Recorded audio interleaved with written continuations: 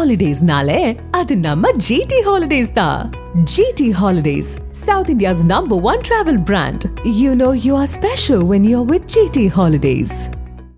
7 தலைமுறைகள் பாரம்பரியமிக்க ஒரே சித்த மருத்துவ ஸ்தாபனம் சேலம் சிவராஜ் சித்த வைத்தியசாலை. இப்பொழுது சேலம், ஈரோடு, சென்னை, ஹொசூர், திருப்பத்தூரில் தினசரி மருத்துவரை சந்திக்கலாம். தொடர்புக்கு 9842722500. வணக்கம் அன்பு நண்பர்களே, மீண்டும் உங்களை சந்திப்பதில் மிகுந்த மகிழ்ச்சி. கரூர் கொடுந்துயரம் 41 பேரை பலிகொண்ட அந்த சம்பவம் நடந்து 10 நாட்கள் முடிவுக்கு வந்திருக்கின்றன. அந்த 41 பேருக்குமான இறுதி சடங்குகள், காரியங்கள் இதெல்லாமே அந்த குடும்பத்தினர் அன்றாடம் செய்துக்கிட்டு இருப்பாங்க அப்படிங்கிற ஒரு துயரம் நினைவில் வருது. இதில் நமக்கு 2 விஷயங்கள் ரொம்ப முக்கியமாக கவனிக்க வேண்டியிருக்குது. இதில் விடை தெரியாத கேள்விகள்.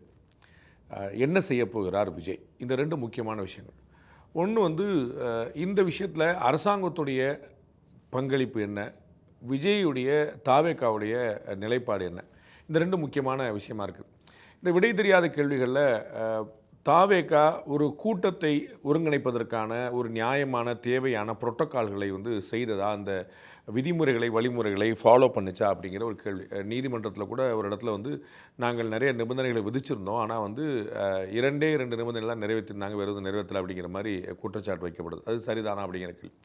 அப்புறம் ஏன் தாவேக்காவினர் தவறான நேரத்தை தங்களுடைய சமூக வலைதளங்களில் குறிப்பிட்டார்கள். காவல்துறையில் 3 மணிலேருந்து 10 மணி தான் அனுமதி கேட்டிருந்தாங்க. ஆனால் பகல்லையே அதற்கு 4 மணி நேரம் முன்னாடியே வரப்போதா ஏன் சமூக வலைதளங்களில் அந்த தகவலை பரப்புனாங்க அப்படிங்கிற கேள்வி. அதுக்கும் விடை தெரியல. அதேமாதிரி காவல்துறை 3லேருந்து 10 தான் அனுமதி கொடுத்துருந்தாங்க. அப்புறம் ஏன் அவங்க 3 மணிக்கு முன்னாடியே அசம்பிளாக விட்டாங்க பொதுமக்களை அப்படிங்கிற ஒரு கேள்விக்கு இன்னும் பதில் தெரியல. இந்த அதிகாரிகள் யார்? இதுக்கு அவங்களுக்கு ஏதாவது பொறுப்பு இருக்குதா? அவர்கள் ஏதாவது பொறுப்பார்க்கப்படுவார்களா?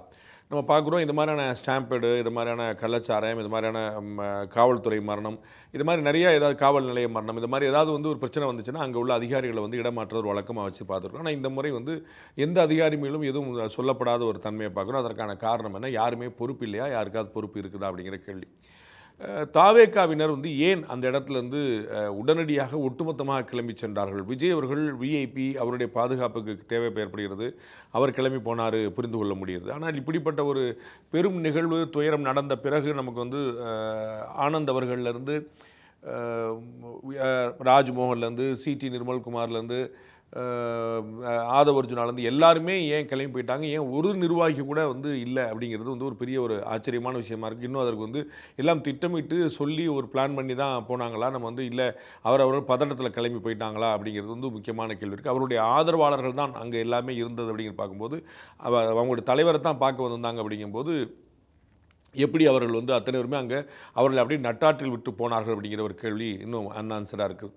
அதே மாதிரி இன்னும் 10 நாள் ஆகிப்போச்சு. இன்றைக்கு வரைக்கும் ஒரு ஆஃபீஸ் பேரர் கூட பார்க்க முடியல. நம்ம எஃப்ஐஆரில் நிறைய பேரை போட்டிருக்கிறாங்க.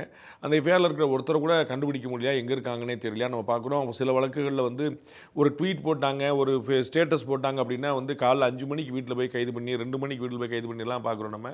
ஆனால் இவ்வளோ பெரிய சம்பவம் நடந்திருக்கு. அதில் சிலர் எஃப்ஐஆரில் சில பேரை குறிப்பிட்டிருக்காங்க. ஆனால் ஏன் கைது நடவடிக்கைகள் இல்லை அப்படிங்கிற நம்ம பேர் வருது. அதே மாதிரி காவல்துறை மேலேயும் குற்றச்சாட்டு சொல்லப்படுது. நம்ம அவங்க சரியாக ஆர்கனைஸ் பண்ணல, சரியாக ஒத்துழைக்கல, போதுமான காவலர்கள் போலீஸ்காரங்க போடலை அப்படிங்கலாம் குற்றச்சாட்டு வருது. எஸ்பியே லீவில் இருந்தாருங்கிற மாதிரிலாம் சொல்கிறாங்களே. இதெல்லாம் அப்போ அந்த கணக்குலாம் என்ன? அப்போ இந்த பக்கத்தில் இருக்கிறவங்க யார் நடவடிக்கை எடுக்கிறது அப்படிங்கிறது ஒரு கேள்வி வருது. அப்போ யாரை பொறுப்பாப்பாங்க? இந்த ஒரு கொடும் துயர சம்பவத்துக்கு பொறுப்பு யார் அப்படிங்கிற ஒரு கேள்வி வருது. இந்த எஸ்ஐடின்னு சொல்லிட்டு ஸ்பெஷல் இன்வெஸ்டிகேஷன் டீம் உயர்நீதிமன்ற மேற்பார்வையில் அமைக்கப்பட்டிருக்கு. அவர்களுடைய ரோல் என்ன அப்படிங்கிற கேள்வி வருது. ஏன்னா அவர்களும் அரசு அதிகாரிகள் தான் அப்படிங்கிற ஒரு முக்கியமான விஷயத்தை பார்க்குறோம். ஐஜி அஸ்ராகார் தலைமையில் ஒரு டீமை போட்டிருக்காங்க. ஐஜி அப்படிங்கிறவர் இன்ஸ்பெக்டர் ஜெனரல் ஆஃப் போலீஸ், அவர் காவல்துறைக்கு தான் தலைவர். நம்ம பார்க்குறோம், இந்த வழக்கை எஃப்ஐஆர் கம்ப்ளைண்ட் கொடுத்ததே ஒரு போலீஸ் இன்ஸ்பெக்டர் தான் பார்க்குறோம். அப்புறம் அந்த எஃப்ஐஆரில் இன்வெஸ்டிகேஷன் பண்ணுறதும் ஒரு போலீஸ்காரர் தான் பார்க்குறோம். அவங்க மேலேயே இன்றைக்கி கூட நம்ம பேசிட்டு இருக்கிற தருணத்தில் கூட உயர்நீதிமன்றத்தில் காவல்துறை மீது நடவடிக்கை எடுக்கணும் அப்படின்னு ஒரு கேஸ் போடப்பட்டிருக்கும் போது, காவல்துறையும் தாவேக்காவும் 2 பார்ட்டியாக இருக்கும்போது ஒரு போலீஸ் இன்ஸ்பெக்டர் எப்படி கம்ப்ளைண்ட்டாக இருப்பார்? அந்த போலீஸ் இன்ஸ்பெக்டர் எப்படி அவரே அந்த கம்ப்ளைண்ட்டை சுவமோட்டோவாக எப்படி விசாரணைக்கு எடுத்துக்கிடுவார்? அப்போ காவல்துறை மீதும் சொல்லப்படுற ஒரு குற்றச்சாட்டில் அவங்களுக்கும் ஒரு பங்களிப்பு இருக்கிறார் சொல்லப்படுற குற்றச்சாட்டில் ஒரு காவல்துறை அதிகாரி நடத்தக்கூடிய விசாரணை எப்படி டிரான்ஸ்பரண்ட்டாகவும் வெளிப்படைத்தன்மையாக இருக்கும். நம்ம அஸ்ராகார் அவர்கள் மேலே பாஜகவுடைய மேனாள் மாநில தலைவர் திரு அண்ணாமலை உள்ளிட்ட பலர் வந்து ஒரு நல்ல அபிப்பிராயம் வச்சிருந்தால் கூட அதில் மாதிரி ஒரு பேட் இமேஜ் எதுவும் வாங்காமல் ஒரு நல்ல பேரே வாங்கியிருந்தாலும் கூட காவல்துறை மீது நடக்கக்கூடிய காவல்துறை மீதும் சொல்லப்படுற குற்றச்சாட்டுக்கு காவல்துறை அதிகாரி ஒரு விசாரணை நடத்தினார்னா அது எப்படி டிரான்ஸ்பரண்டாக விசாரணை நடக்கும் அப்படிங்கிறது கேள்வி வருது. அப்போ இந்த எஸ்ஐடி அப்படிங்கிற ஒரு விசாரணை நடத்திட்டு இருக்கும்போது தமிழக அரசு முதல் நாளே அறிவித்த அந்த விசாரணை ஆணையம் நீதியரசர் அருணா ஜெகதீசன் தலைமையில் அந்த ஆணையம் என்ன விசாரிக்கும் அப்படிங்கிற கேள்வி வருது. அப்போ இந்த 2 பேர் ஏற்கனவே விசாரிச்சுட்டு இருக்கும்போது காவல்துறை என்ன விசாரிக்கும் அப்படிங்கிற அந்த இன்வெஸ்டிகேட்டிங் ஆஃபீஸர் ஐஓ வந்து ஒரு விசாரணை பண்ணிட்டு இருப்பார் இல்லையா, அந்த விசாரணை இப்படி 3மே ஒன்றுக்கு ஒன்று காம்ப்ளிகேட்டிங்காவோ சிக்கலாவோ மாறிடாதா? அருணா ஜெகதீசன் அவர்களுடைய ஆணையத்தில் யாராவது சொல்லக்கூடிய கூற்று வந்து இங்கே மொத்தத்தை மாற்றுமா? எஸ்ஐடியோட ஃபைண்டிங்ஸ் வந்து மற்றவங்களை யாராவது பைண்டிங் பண்ணுமா? எஸ்ஐடி வந்து விசாரணை நடத்தி ஒரு குறிப்பிட்ட காலத்தில் கண்டுபிடிச்சிட்டாங்க இவர்கள் தான் காரணம்னு கண்டுபிடிச்சிட்டாங்க. அப்போ என்ன செய்யப்படும்? புதிதாக ஒரு எஃப்ஐஆர் போடப்படுமா? பழைய எஃப்ஐஆர் காலி பண்ணப்படுமா? இல்லை ஏற்கனவே இருக்கக்கூடிய எஃப்ஐஆருக்கு உயிரோட்டம் கொடுக்கப்படுமா? அது வந்து முதல்லையே இந்த விசாரிச்சா என்ன? அப்போ இருதரப்புக்குமான வழக்கு வாய்ப்புகள் வந்து முதலே கொண்டு வந்தா என்ன? இந்த எஸ்ஐடி மூலமாக சாதிக்க போகுது என்னங்கிற ஒரு கேள்வி வருது. நாம் அறிந்து இப்போ புரிந்து கொள்கிறோம். இப்போ வரைக்கும் எந்த கிளாரிட்டியும் கிடைக்கல. எஸ்ஐடியுடைய வரையறைகள் நமக்கு புரியல. இவங்க ஒரு நபர் ஆணையத்துடைய வரையறைகள் நமக்கு தெரியவும் இல்லை. ஸோ இதுக்கு ரெண்டுக்கு என்ன, ஒருவேளை எஸ்ஐடி வந்து என்ன, யார் குற்றம் யார் பொறுப்பு அப்படிங்கிற விசாரிப்பாங்களா? ஆணையம் வந்து அடுத்து என்ன செய்யணும், இது போன்ற கூட்ட நிகழ்வுகளில் வந்து ஒரு அசம்பாவிதம் நடக்காமல் தடுக்கிறதுக்கு என்னங்கிற விசாரிப்பாங்களா? அப்போ யார் காரணங்கிறத எஸ்ஐடி விசாரித்தா போலீஸுடைய நடவடிக்கையில் வந்து தலையிட்ட மாதிரி ஆயிருமா? போலீஸ் அதுக்கப்புறம் முதல்ல ஆரம்பிக்குமா? அது வரைக்கும் போலீஸ் செயல்படாமல் இருக்குமா? அது ஆக்ஷன் எடுக்காமல் இருக்குமா? இந்த மாதிரி பல கேள்விகள் இருக்குது. இந்த கேள்விகளுக்கெல்லாம் பதில் வந்து வெளிப்படையாகவும் பாரபட்சம் இல்லாமலும் கிடைக்குமா அப்படிங்கிற ஒரு கேள்வி வருது. அரசியல் ரீதியாக யோசிச்சோம் அப்படின்னா இதில் வந்து திமுக கையாண்ட விதம், தமிழக முதலமைச்சர் வந்து இது கையாண்ட விதம், ஒரு டீல் பண்ண விதம், இதெல்லாமே வந்து பல இடங்களில் விவாத பொருளாக மாறி இருக்கு. இது வந்து தமிழ்நாடு பாலிடிக்ஸை ஒட்டுமொத்தமாக ஏதாவது மாற்றிடுமா அப்படிங்கிற கேள்வி எழுது. நம்ம பார்த்தோம் தமிழ்நாடு முதலமைச்சர் திரு ஸ்டாலின் அவர்கள் ரொம்ப மென்மையான போக்கையை கையாண்டார் அப்படிங்கிற பார்க்குறோம். முதல் நாள் வந்து கைது செய்யப்படுவாரா விஜய் அப்படின்னு கேள்வி நடுராத்தில் எழுப்பப்பட்ட போது ஆணையத்துடைய முடிவுக்கு பிறகுதான் எதை பற்றி நம்ம வந்து முடிவு செய்ய முடியும் அப்படின்னு முதல் நாளே சொன்னார். 2வது நாள் ஒரு வீடியோ வெளியிட்டார். அந்த வீடியோவில் பார்த்தீங்கன்னா நம்ம வந்து எந்த தலைவருமே தங்களுடைய சொந்த கட்சி தொண்டர்கள் சாவதை விரும்ப மாட்டார்கள் அப்படின்னு சொன்னால் அது வந்து அவர் சொன்னது வந்து ஒரு தாவேக்காவுடைய தலைவருக்கு ஒரு ஆறுதல் அளிக்கக்கூடிய மாதிரியான ஒரு விஷயமா இருந்தது. 3வதாக வந்து ஒரு ட்வீட் போடுறாரு, நம்ம வந்து பரஸ்பரம் குற்றஞ்சாட்டுவதை நிறுத்திவிடும் அப்படின்னு சொல்லிட்டு.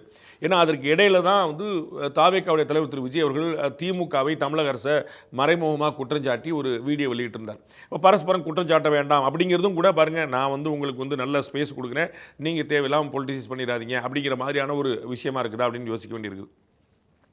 தென் வந்து இதனால் திமுக என்ன செய்யுது அப்படிங்கிற கேள்வி. திமுகவுடைய கூட்டணி கட்சியான விடுதலை சிறுத்தைகள் வந்து இறங்கி அடித்து சம்பந்தமே இல்லாமல் பாஜக உள்ளே கொண்டு வந்துட்டு பாஜகவின் ஊதுகுழலாக இருக்கிறார் விஜய் அப்படின்னு சொல்லிட்டு பாஜகவோட வலையில் விழுந்துடக்கூடாது. இன்றைக்கி நம்ம பேசிக்கிட்டு இருக்க தருணத்தில் திருமாவளவன் சொல்கிறார், பாஜகவோட வலையில் விஜய் விழமாட்டார்னு நினைக்கிறேன், அவர் வந்து திமுகவுடைய எதிர்ப்பை தான் இன்னும் கூர்மைப்படுத்துவார்னு நினைக்கிறேன், இருந்தாலும் வந்து அவர் வந்து அந்த பாஜகவோட வலையில் விழுந்துடக்கூடாது அப்படின்னு சொல்லி அவர் வந்து இறங்கி அடித்து பண்ணுறார். திமுக ஒரு மென்மையான போக்கை கடைபிடிக்கிறது, அதோடைய கூட்டணி கட்சி ஒரு வன்மையான போக்கை கடைபிடிக்கிறது. இது என்னங்கிற கேள்வி. அடுத்து வந்து விஜய் அவர்கள் என்ன செய்ய போகிறார் அப்படிங்கிற ஒரு கேள்வி. இது வந்து எல்லாருமே விஜய் வந்து அவர் பாஜகவுடைய வலையில் விழுந்துட்டார் அப்படின்னு ஒரு இதெல்லாம் பார்த்தேன், மீம்லாம் பார்த்தேன். சைக்கிளில் வந்து பின்னாடி அமித்ஷா ஓட்டிகிட்டு போகிறாரு, பின்னாடி வந்து திரு இபிஎஸ் உட்காந்துருக்கிறாரு, முன்னாடி வந்து அந்த குரங்கு படல் போடுவோம்ல அந்த இடத்துல வந்து உட்காந்துருக்கு, சைக்கிளுக்கு முன்னாடி சீட்டுக்கும் அந்த ஹேண்ட்பேருக்கும் முன்னாடி வந்து திரு விஜய் வந்து கீழே உட்காந்துருக்காரு. நீ சிக்குவோன்னு எனக்கு தெரியும், இப்படி தொக்கா வந்து மாட்டுவேன்னு எனக்கு தெரியாது அப்படின்னு அமித்ஷா சொல்கிற மாதிரி. இது மாதிரிலாம் நிறைய அவர் ஃபன்னாக பண்ணாங்க. அவர் ஃபோன் பண்ணார், இவர் எடுக்கவே இல்லை. அமித்ஷா ஃபோன் பண்ணார், விஜய் எடுக்கலை. அப்புறம் அமித்ஷாவை பார்க்கறதுக்கு தான் வந்து ஆதவர்ஜுனா டெல்லி போயிருக்கிறார். இந்த மாதிரி பல யூகங்கள் வந்து இருக்கிறத பார்க்குறோம். விஜய் அவர்களோடு ராகுல் காந்தி பேசினார் அப்படிங்கிறத காங்கிரஸே உறுதிப்படுத்துகிறது. ஆனால் அப்படி ஒரு கூட்டணி அமைந்து விடுமா என்பது யாரும் பேசவில்லை. ஆனால் விஜய் கூட திரு அமித்ஷா பேசினாராங்கிறத யாரும் அதிகாரப்பூர்வமாக உறுதிப்படுத்தாத தருணத்தில் அவர் கூட்டணி சேர்ப்பார்னு எல்லாருமே சொல்கிறாங்க. அப்போ இவர்களுடைய அச்சம் என்னவா இருக்குது அப்படிங்கிறது தெரியுது. நாம் அறிந்த வகையில் திரு விஜய் அவர்கள் டிசம்பர் மாதம் வரைக்கும் இந்த பயணத்தை தொடர்வார். அதில் வந்து மக்களுடைய பல்ஸ் என்ன இருக்குங்கிறத பார்க்குறார். அதில் ஒரு 2 சர்வே அதுக்கிடையில் வந்து அவர் நடத்தக்கூடிய வாய்ப்பு இருக்குது. இதுக்கு பிறகும் இம்மிடியட்டாக இந்த டிசாஸ்டருக்கு பிறகும் ஒரு டிசம்பர் ஜனவரியை ஒட்டி வந்து ஒரு சர்வேவும் 2 சர்வே வந்து அவர் பண்ணுவார்.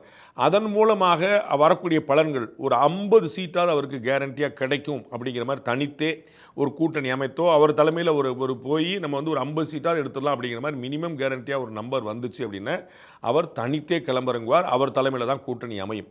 இல்லை வரக்கூடிய கருத்து கணிப்பே 10 சீட்டு 12 சீட்டு மாதிரி தான் இருக்குது, அதுவும் கிடைக்காதுங்கிறது நம்முடைய தனிப்பட்ட எண்ணம். தனியாக போட்டியிட்டால் கூட்டணி மாறிச்சுன்னா என்டையர்லி டிஃப்ரெண்ட்டுங்கிற வேறு விஷயம். ஸோ அந்த மாதிரி சீட்டு ரொம்ப கம்மியாக தான் வரும், சிங்கிள் டிஜிட் டபுள் டிஜிட் தான் வரும் அப்படிங்கிற மாதிரி இருந்துச்சுன்னா அவர் வந்து அதிமுக பாஜக கூட்டணிக்கு தயாராகிடுவார். அது வந்து ஒரு உள் கூட்டணி, அதை நம்ம பின்னாடி பார்க்க வேண்டிய விஷயம். ஒரு கூட்டணிக்குள்ள கூட்டணி, அவர் என்டிஏ புது என்டிஏ பழைய என்டிஏ அப்படின்னு சொல்லிட்டு ரெண்டும் சேர்த்து ஒரு கூட்டணிங்கிற மாதிரி கூட இல்லாமல் ஒரு தொகுதி உடன்பாடு அப்படிங்கிற மாதிரி நம்ம ஒரு காமன் அஜெண்டாக்காக திமுக வீழ்த்துவதற்காக எங்களுக்குள்ள நாங்கள் ஒரு அண்டர்ஸ்டாண்டிங் வந்திருக்கோங்கிற மாதிரி வரும். இதுதான் நாம் அறிந்த வகையில் இவங்களுடைய பிளானாக தெரியுது. விஜய் அவர்கள் தற்போதைக்கு கூட்டணிக்கு தயாராக இல்லை. முதல் பாயிண்ட். அந்த கூட்டணி வேண்டுமா வேண்டாமா என்பதை 2 சர்வேக்கு பிறகு அவர் தன்னுடைய கூட்டங்களை இன்னும் மிச்சம் ஒரு 10 மாவட்டங்களுக்காக குறைஞ்சபட்சம் போன பிறகு தான் முடிவெடுப்பார். அது 2 சர்வே எடுத்த பிறகு முடிவெடுப்பார். அதில் நல்ல 50 சீட் 60 சீட் வந்துருங்கிற மாதிரி, அவர் தனியாக போட்டிட்டால் வந்துருங்கிற மாதிரி நம்பகமான நம்பர் வந்துச்சுன்னா அவர் தனியாக போட்டியிட தான் விரும்புவார். அதுதான் நம்ம தான் பண்ணுங்கிற, யாரோ ஒருத்தர் முதலமைச்சருக்காக கட்டாயம் வர மாட்டார். ஆனால் அவருக்கு வந்து ஒரு பெருதோல்வி வந்து காத்திருக்கு, அவர் பயங்கர மோசமான தோல்வி வந்துடும், ஒரு 5-6 சீட் ஜெயிக்கிறே கஷ்டங்கிற மாதிரி ஒரு ரிசல்ட் வந்துச்சுன்னா அவர் வந்து கட்டாயமாக கூட்டணியை வந்து தொடர்வார். அதுதான் பார்க்குறாங்க. பாஜக கூட்டணியை விரும்புகிறது விஜயுடன் அப்படிங்கிறதுல மாற்று கருத்து இல்லை. அதிமுக விஜயுடன் கூட்டணியை விரும்புகிறது அப்படிங்கிறது மாற்று கருத்து இல்லை. ஆனால் அவர்கள் வந்து ஒரு நம்ம கேள்விப்பட்டோம் வந்து பாஜகலேயே சிலர் வந்து விஜயை விமர்சித்து முதல் நாள் 28 29 வாக்கில் விஜய் விமர்சித்து வந்து சில பேட்டி அறிக்கை பேச்செல்லாம் கொடுக்கும்போது டெல்லி உள்பட பல இடங்களில் அப்படிலாம் செய்யாதீங்க, பேசாமல் இருங்க, யாரை கேட்டு நீங்கள் எப்படி பண்ணீங்க சொல்லிட்டு விஜயை விமர்சிக்காமல் இருப்பதற்கு பாஜகவுடைய தலைமை விரும்பியதாக நமக்கு தகவல் தெரிகின்றன. அப்போ வந்து அவங்க கூட்டணியை விரும்புகிறாங்க அப்படிங்கிற குழப்பம் இல்லை. ஆனால் இதில் வந்து முடிவெடுக்கக்கூடிய இடத்துல வந்து விஜய் இருக்கிறார். விஜய் டிசம்பருக்கு பிறகு இன்னும் சில கூட்டங்களை நடத்திய பிறகு மக்களுடைய பல்ஸ் இன்னைக்கு தேதிக்கு நமக்கு எல்லாம் தெரிஞ்சிருக்கும். அவர் விரும்புவது டிஎம்கே வர்சஸ் டிவிகே அப்படிங்கிற ஒரு பார்வை தான். இன்னைக்கு தேதிக்கு அவர் அட்வான்டேஜ் தான் ஆயிருக்கு. இன்னைக்கு வந்து இந்த கரூர் துயர சம்பவம் என்பது விஜய் மீது சிம்பத்தியை தான் உண்டாருக்கு. ஒரு செய்தியாளர் நம்மகிட்ட சொன்னார், அந்த இடங்களுக்கே நம்ம போய் பார்த்து பேசணும், அந்த குடும்பத்தினரை போய் பார்த்து பேசணும். ஆனால் அவங்களுக்கு யாருமே வந்து விஜய் மேலே கோபம் இல்லை, விஜய் மேலே சிம்பத்தி தான் இருக்குது. எங்களுடைய தலைவர் அப்படி வந்து விட்டு போக மாட்டார், அவர் வருவார் அப்படின்னு. ஆனால் திமுக ஏதாவது செஞ்சுருப்பாங்கன்னா ஏதோ நடந்திருக்கு சார், அவங்க நேரடியாக குற்றஞ்சாட்ட முடியாட்டா கூட சஸ்பீசியஸாக ஏதோ நடந்திருக்கு சார் அப்படின்னு அவங்க வந்து சொல்கிறாங்க. நம்ம ஏற்கனவே சொன்ன பார்த்தீங்களா, எல்லா ஊர்களையுமே கூட்டம் வந்து நிலையாக இருந்தபோது இந்த ஊரில் மட்டும் ஏன் கூட்டம் அலையாக இருந்தது அப்படிங்கிற ஒரு கேள்வி. இது மாதிரி ஒரு பல அன்ஆன்சர் கொஸ்டின்ஸ் இருக்குது. அது அந்த ஊர் பாதிக்கப்பட்ட மக்களுடைய மனசுலையும் இருக்குது அப்படிங்கிறத அந்த செய்தியாளர் நம்மகிட்ட குறிப்பிட்டார். பட் இது வந்து உடனடியாக கூட்டணிக்கு தள்ளிடுமா அப்படின்னா டிசம்பர் ஜனவரியில் தான் அது தள்ளும். அதுவும் 2 சர்வே அண்டு மிச்சம் இருக்கக்கூடிய சில கூட்டங்களுக்கு பிறகு தான் தள்ளும். அதில் டிஎம்கே வர்சஸ் டிவிகேங்கிற கான்ஃபிடன்ஸ் திரு விஜய்க்கு வந்ததுன்னா அவர் தனியே தன் தலைமையிலேயே ஒரு கூட்டணி அமைக்க தான் முயற்சி பண்ணுவார். அப்படி வராது அப்படிங்கிற நிலைமை காங்கிரஸ் உள்ளிட்ட கட்சிகள் கூட்டணிக்கு வரப்போவதும் இல்லை அப்படிங்கிற ஒரு நிலைமை அது உறுதியாச்சுன்னா திரு விஜய் அவர்கள் வந்து அதிமுக பாஜக கூட்டணியில் ஒரு தொகுதி உடன்பாடு மாதிரி வரக்கான வாய்ப்புகள் தான் தற்போதைக்கு தெரிகின்றன. மீண்டும் இன்னொரு நிகழ்ச்சி சந்திப்போம். அதுடன் நன்றி, வணக்கம்.